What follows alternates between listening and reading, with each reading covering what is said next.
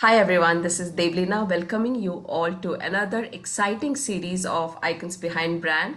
I am excited to invite our guest for today who has over 18 years of experience, has worked with various industries starting from financial services to mobility solutions, advertising and hospitality.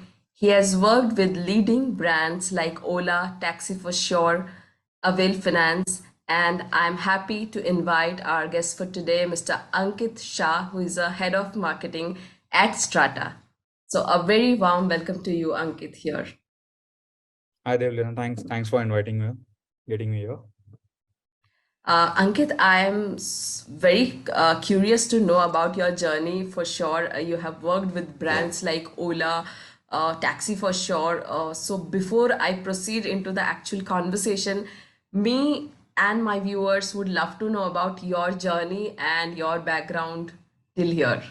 So I'll start it from the point that I started very early in my life in terms of career. To be honest, I started working at the age of 16 itself.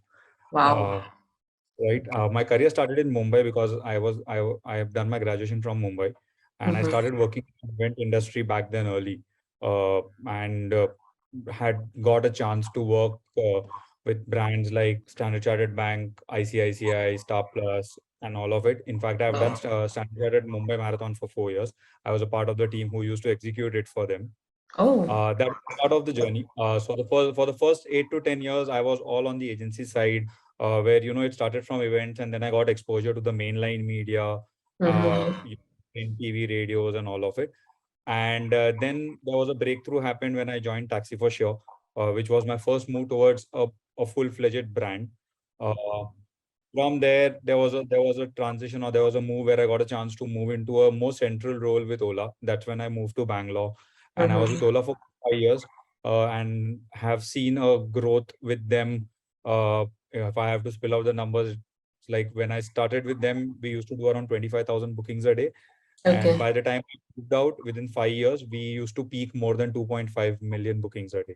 Wow. So that's the journey with Ola that I was with. From Ola, I moved to a fintech company called Avail Finance, which was a micro lending company which used to provide micro loans to blue collar working professionals.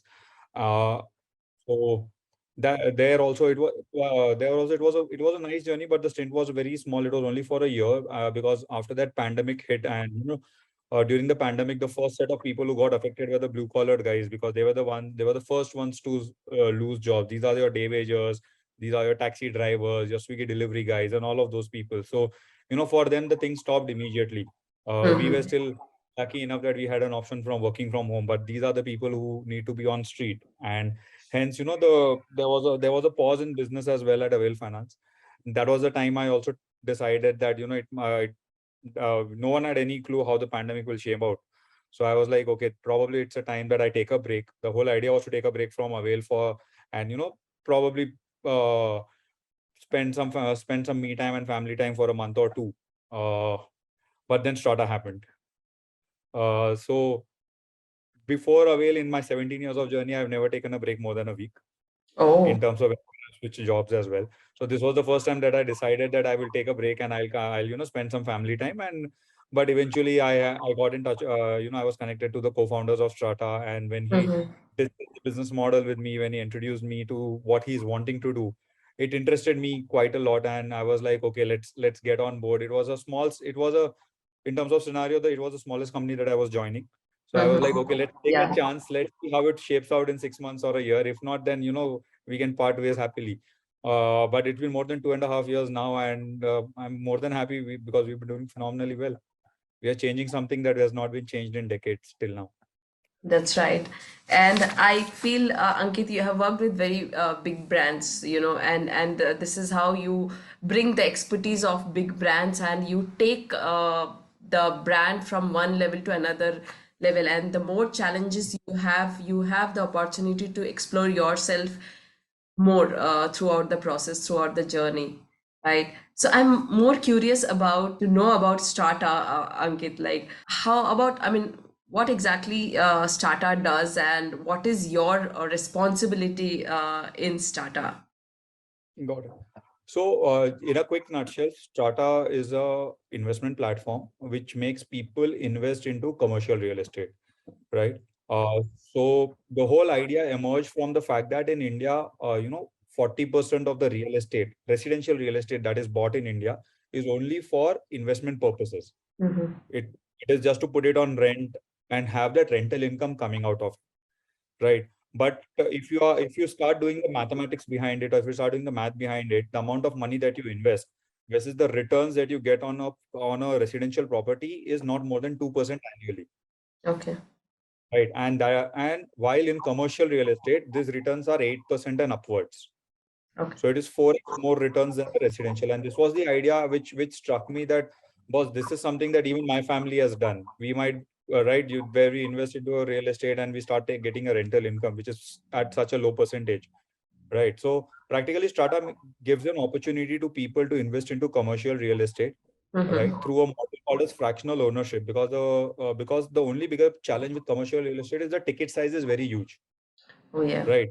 And as a retail investor, as an individual, I might not have the capacity to invest 25, 30, 50 crores. That is why I end up taking a 1 or 2 crore residential property, right? So what Strata does is Strata fractionalizes the whole commercial property into smaller ticket sizes. Our minimum ticket size now is 25 lakh rupees, right? So you can invest 25 lakh rupees and become a partial or a fractional owner of that property, which is Mm-hmm. already giving you a rental income. Right. So if I have to explain it to you in numbers, if I buy a 1 crore rupee flat in Bangalore and put it on rent, while if I invest 25 lakh rupees in a commercial real estate property which is listed by Strata and start getting the rents are equal. So practically 1/4 of your investment, you are able to make the same returns. Right. So in a nutshell, this is what Strata does. Now coming specific to my role over here. You know, from day one, and this was the major reason that I was interested in with Strata. From day one, the co-founders of the organization were, we want to make this as a brand. Today, it is very difficult for when you are into an ROI driven market, not a lot of co-founders or not a lot of CEOs would come and say that we want to build a brand. Everyone would be running behind ROI. Everyone would want only a business affected marketing to be done, because brand building is a longer process. It needs a lot of investment as well, right? But the co-founders were very clear over here that we want to build this as a brand because see, trust is the biggest thing over here. Today, if I have to go and tell you that, just because I know you lend me 10,000 rupees, we think 5 times before lending that money. Here, a random company is coming out to you and telling you to invest 25 lakh rupees just because we are saying it, right? It makes a lot of difference. But if a brand comes out and says the same thing, your trust is already there. So, the main objective of the main role that I take care of, or is something that I always been pursuing for Strata, is to make Strata a brand which people can relate to when it comes to alternate investment. Uh, Obviously, it comes with the other responsibilities of making sure that the lead gen and all of those are happening. There is enough demand on the platform for us to consume all the opportunities that we list. And honestly, it's been going on well. One of the best things that happened after our discussion and before this podcast, we listed a property in Pune. It was a Okay. 38 crore property, and we Mm. funded it in 38 hours. Oh, that's pretty quick. So this is what we have built in the last 2 years. Our first property, which was a 50 crore property, took us 3.5 months, and Okay. now here we are raising 40 crores in like 40 hours. Amazing. Pretty quick, you know. I'm just shifting the gears into your career side more, Ankit. So you have worked with the agency and you have also worked with brand. Yeah, yeah. So I mean, we have audience from both the side, from the agency side, from the brand side, and from B schools as well. So, we would love to know, like, what are the differences, what are the challenges, and what are the, fruits from both the side? What are the good points and the challenges from both the side?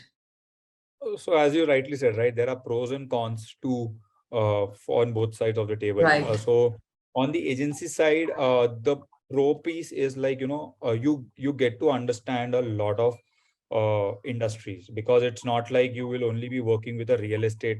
Because if I'm on an agency, let's say if I'm handling 5 clients, need not be that all the five clients are from the same industry.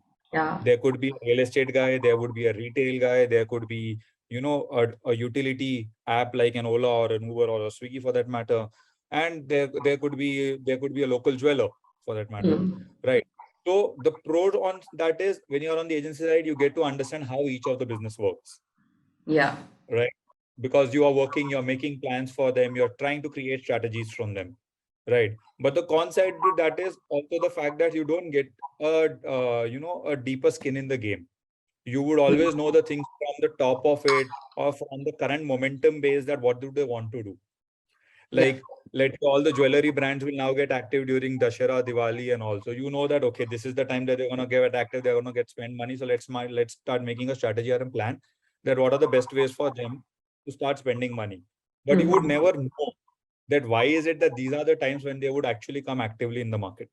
Hmm. Right. Right. And that itself is the pro when you come and work on the brand side, where you have more skin in the game, you have more data, you have more insights, basis Mhm. which you are eventually going and briefing out the agency that was this is what we need to do because this is what we want. But Hmm. why is this coming is something that you will only know when you're on the brand side, because Okay. that is where you have more access to the insights, you will have more access to the data, you will have more access to your business guys, Hmm. that why do you want to grow this market and not this market. Hmm. Hmm. Hmm. Like if I have to give you an example, there would be time when my category head would come and say that Ankit, while I was at Ola, that Ankit, we need to grow Bombay as a market, Hmm. right? And we want to grow Chennai for auto business. Okay. Right. So Mhm. that's a brief that I've got. I would eventually end up making a plan to it. But the pro side to that is I can go back and ask him that why do you want to grow Bombay as a market for cab? And why do you want to grow auto market for Chennai? That is when Mhm. I'll get the insight that we have a huge supply of autos in Chennai. We have far Mhm. more auto drivers who are signed up on our platform. And if somebody has signed up, we need to keep giving them business, otherwise they'll go away. Yeah. So please grow my business for auto in Chennai. And Bombay has been a market which is really tough for us because Bombay public transport is not a problem. There is always a Mhm. metro, there's always a local train. You don't need to haggle with the auto guys. So then we still need to grow that market because overall, as my cab business is still struggling in Mumbai. So That's these right. kind of insights, if I'm on the agency side, I might not be getting an access to. Hmm. I would only get from the point that okay, you need to create a plan for Mumbai, you need to create a plan for Chennai. These are the Right. budgets, and this is what we need to chase. But why is that whole thing coming in? What is the root level of it? That is Hmm. something that you know from the brands. So these are the flip sides of being on the brand side and on the agency side Right. as well. Right. So in one side, I feel you get an access of the wider perspective of the market of different industries, and in the other side, it's more into the deeper. In one, in Yeah. So on the other side, it's one industry, but far more deeper, far more yeah, detailed, far more right. data driven. So layer by layer, you just dig deep and you just find out what is, else I can find out to Absolutely. get my customer. So amazing. I think it's a very valid point and perspective which you brought here, Ankit. Okay, so now Ankit, as you said, you have worked with Ola at the very beginning of when Ola happened. You have mentioned 25K booking to 2.5 lakh booking per day, right? 0.5 million, 25 lakhs. 0.5 million booking per day. So that's an amazing growth which you have witnessed. So what is the approach and strategies from zero to one startup? Because you worked with different startup and you have taken the brand from one level. You have witnessed that level. So what could be the strategy and approach towards that? So if you ask me from a marketing standpoint, right, the strategy, while yes, you want to build a business, right, it also has to be that how smart you are in terms of your approach, right? Today, especially with the startups coming in, and these are all technical and data driven companies, right? There's a lot of data that you have an access to. Okay, so it is all about how you can use that data and implement that into your marketing strategies, which will give you the best results. See, when you're trying to build something from zero to one, everything that you will do will have an impact because practically your base or your benchmarking is too low. So even if I will send out one SMS, I know that there will be a spike in bookings. And we've gone to a level in at Ola where we used to track what is the spike when it comes when I send an SMS, when I send an email or a push notification as well, right? But that is more like shooting in the dark, or just spray and pray kind of an approach, where I just go out and just keep reaching out to as many people as possible, and hope for the best results out. But when it comes to when you have so much data, right, it is important that you start using that data and implement into your marketing plans. Like again, I can give you an example with Ola. We had a data that when is the maximum bookings that used to happen in the morning hours, and when is the maximum booking that happens in the evening hour, right? So let's say 9 a.m. is the time when I have the maximum booking request, and 9 p.m. is the time when I have the maximum booking request, right? So and my average ride time is 50 minutes. So when I'm making, let's say so how do I use this data in my marketing strategy, right? So when you make a TV plan in TV, there is something called as a prime time and a non-prime time. Yeah. So prime time is the time when they feel that the viewership on the TV is maximum, and non-prime time is obviously the viewership has dipped, right? So as per the TV industry, your prime time during the day starts from 7:30 a.m. and it's till 10 a.m. Okay. And in the evening, the same starts from 7:30 p.m. and it's till 11 p.m. Right. Now I need to make a TV plan to reach out to the most potential audience for myself, right? Now I know that my guy steps out at 9 o'clock. He's trying to book a cab at 9 o'clock in the morning, right? That means after 9, he's not going to be at home, not seated in front of a television. So Right. while as per the TV industry, the prime time is 7:30 to 11 a.m. or 10 a.m. For Ola, the prime time is 7:30 to 9 a.m. Okay. Because 9 a.m., most of my guys are already on the wheels, reaching office, reaching to their workplace or wherever they want to go. Right. So I would never have any more advertising slots after 9 a.m. Or I would never, because for premium slots, you also need to pay a higher amount. True. Right. So, and then similarly, a vice versa scenario, that I know that in the evening, 9 o'clock is when my guy is taking a cab back home. So by the time he reaches home, it's going to be 10 o'clock. So even though as per the TV industry, 7:30 p.m. is when the prime time starts, where most of the soaps and all have started, and it has a high viewership. My potential audience is reaching home only at 10 o'clock. Okay. Yes. So my advertisement should start only after 10. Right.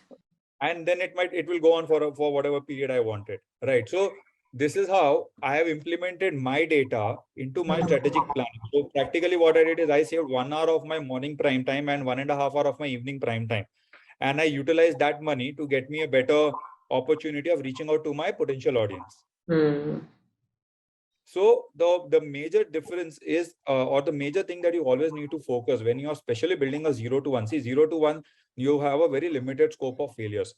I would also say that luckily at Ola was at a very early stage where raising funds used to be at a very higher volume or very higher amount, right? But if you see in today's scenario, in the last 6 months or 1 year or 1.5 year, right, the amount of funds that the startups have been raising, practically for the 0 to 1, it is very critical for us to implement it, use your data as much as possible to make your strategies and your campaigns more effective and more ROI driven, right? Because 0 to 1 is a scenario where you are trying to prove the business concept.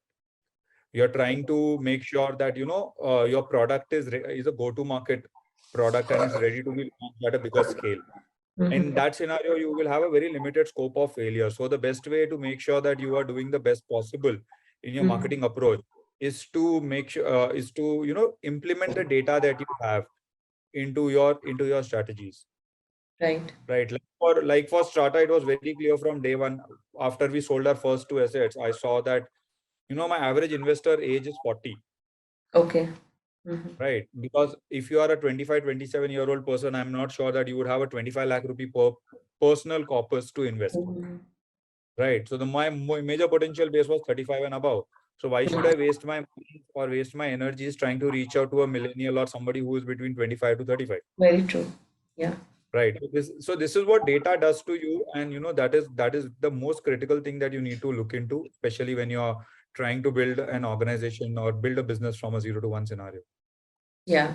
So yeah, that's what I mean. As you said, data brings the real insights for any brand. So if you have the access of data, and if you can break it down properly, as you said, breaking down the data and use it in a right way, and you have given a very good example. The prime time could be very beneficial for some brands, but you need to find out your own prime time on for your audience. So I think that's a very good insight you brought it here, using the data in your favor, right?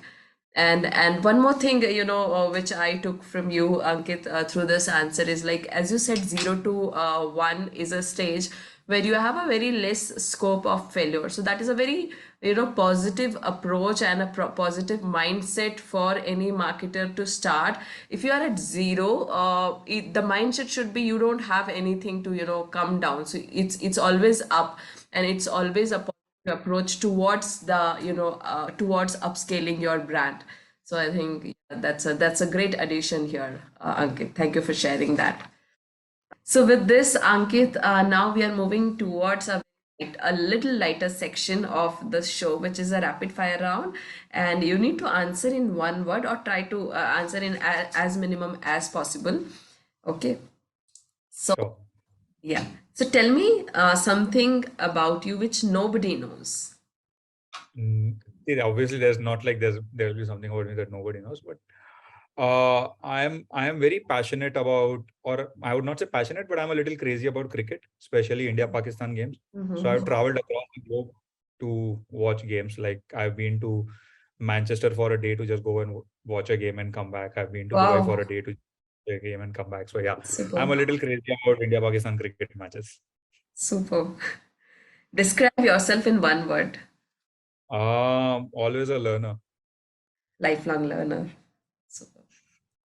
What motivates you to get out of the bed early in the morning? Uh, the fact that I get to do something new every day. Nice. So, texting or talking? Uh, Depends. It's both sided. So depends absolutely. There's nothing specific over here. Right. Early in the morning, late in the night. Late in the night for sure. Yeah. So practically early morning is when I go back to sleep. Oh, is it? Okay. So, what was that one leadership lesson you have learned on the go as a people leader? Or give your people the power. Hmm. Right. So I have a very simple rule, as I said earlier as well. Even though I will own the failure, but Mhm. I make sure that I'm not a micromanager. I will give my team the full authority to do what they think. Okay. So, what sort of leader would your team say that you are? So my team always says that, we've never seen a party animal like you. Oh, nice. One key learning that you picked up from your team. So I've I've been blessed with a few creative minds Mhm. in my team who while I say I don't want to be a quirky, they have been able to manage and stay on that fine line of being a little fun Okay. and a little this thing. So and a little serious. So the fact that they are picking up this thing of being a little fearless, coming up with ideas, approaching to Mhm. me, the co-founder, Mhm. that let's do this. We'll see if it backfires. So that kind of a strength. So it also helps me and motivates me that yes, while yes, I want to build it in the right way. Mhm. There are scenarios where you can go a little off track and do something little different. Mhm. So that Out is of the something that box.